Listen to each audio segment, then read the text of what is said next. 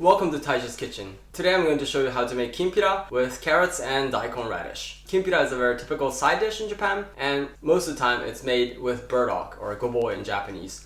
For those who don't know, burdock is a very long, thin, fibery, brown color root vegetable. I don't know how easy that is to find it near you, but I don't see it quite often in Germany. You can of course make this with other vegetable. And today I'm going to make it with carrots and daikon radish. You can of course use other vegetable like zucchini, eggplant, like different beans or asparagus or paprika. You can be very creative with this. You can make this strictly vegan, and it's very easy and it's very delicious. Then, let's get started.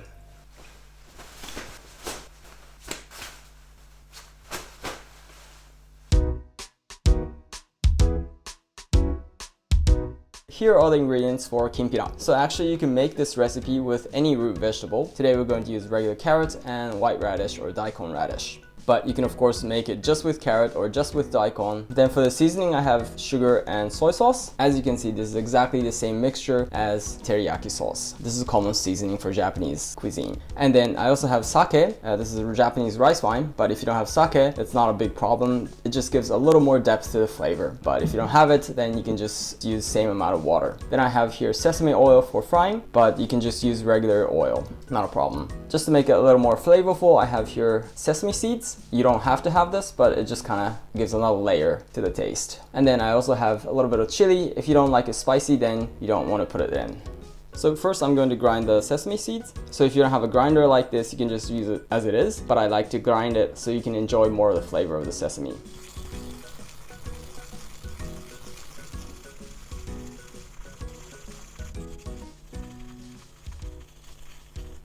So this should be enough.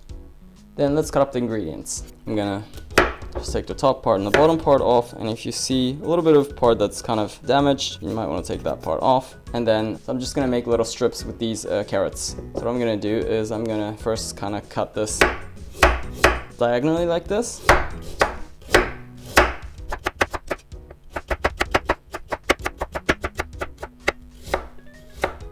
Then what I'm gonna do is I'm gonna kind of lay it flat like this. I'm gonna cut up like this, and then at the end I'll have a very evenly cut up strips of carrots.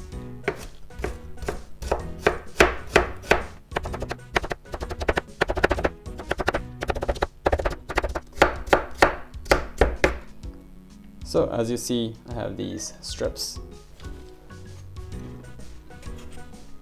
Then next I'm gonna cut up the daikon radish. So I wanna have about the same amount. I'm gonna use like about a quarter to a third.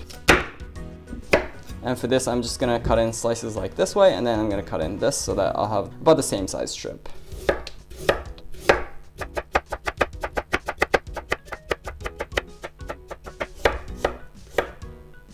And then I'm gonna do the same thing. I'm just gonna lay it flat like this. And I'm gonna start cutting from this side like the same way as I did with the carrots.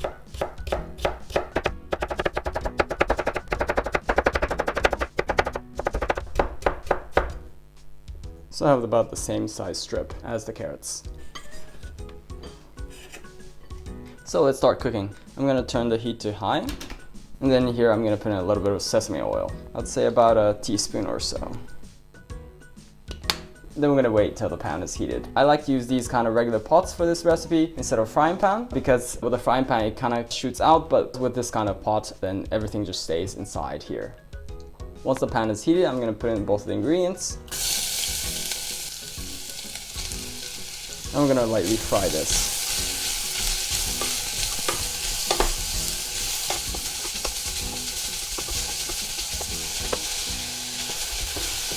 Once you see that it's kind of steaming, then I'm gonna turn the heat to medium. And then we're gonna be mixing like this for about 2 to 3 minutes until the carrots and the daikon radish will be cooked through.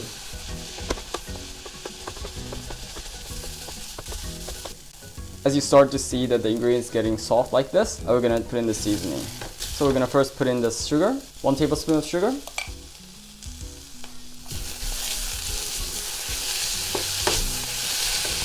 And then 1 tablespoon of sake.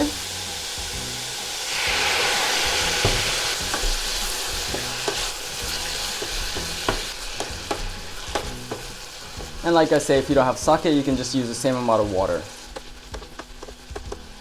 We're gonna wait until the liquid kind of vaporizes.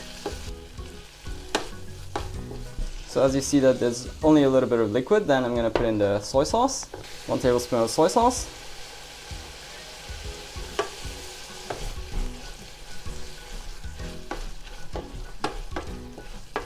Then we're gonna turn the heat to high and let the liquid vaporize.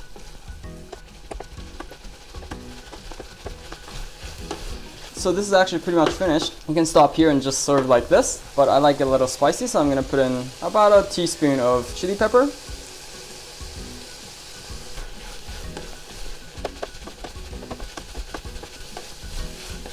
And then at the very, very end, I'm gonna put in the ground up sesame seeds. Just the very end, otherwise you lose the aroma.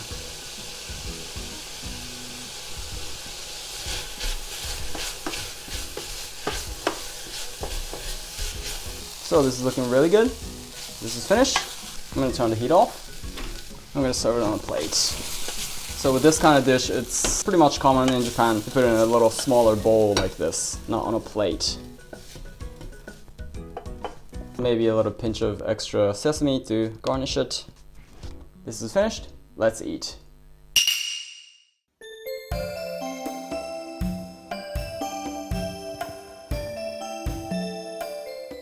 Okay, let's eat.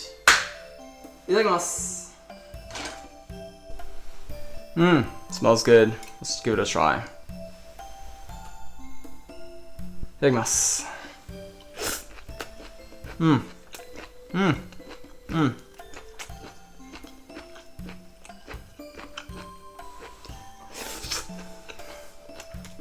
This is really good.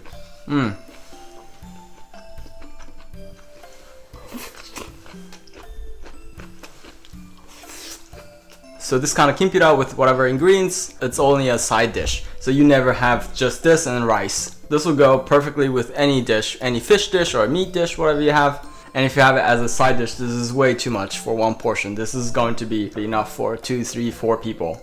And both radish and carrots, the tanginess they have when it's raw will go away when it's heated. So the sweetness of these is in the front, and then behind it is supported with the soy sauce and the sugar, and on the surface there is aroma from the sesame seeds and punch from the chili. And this is just perfect to go with any dish. And for those who like to drink sake, this is also perfect to match with sake as well.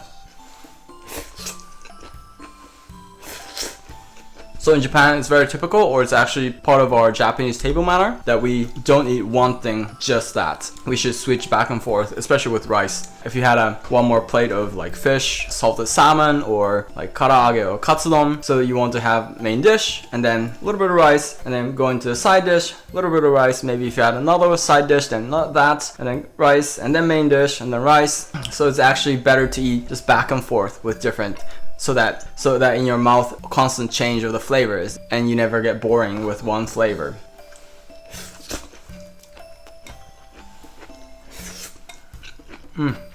Oh, this is really good. ごちそうさまでした. Oh, that was delicious. So this is a really simple recipe, as you saw. It took me no more than like 10-15 minutes to make this, and I often make one main dish and then this on the side. For this you just need one pan, and then you can make this during the time when you're making the main dish. I hope you try it yourself at home as well. And I also made this dish because I got a request for someone that they wanted to know more recipe on Japanese side dishes. And so if you have any other requests, please write that in the comments below. I'd be very happy to hear it. I hope this video was informative for you. If you like what you saw, please subscribe, and I look forward to see you in the next video. Bye!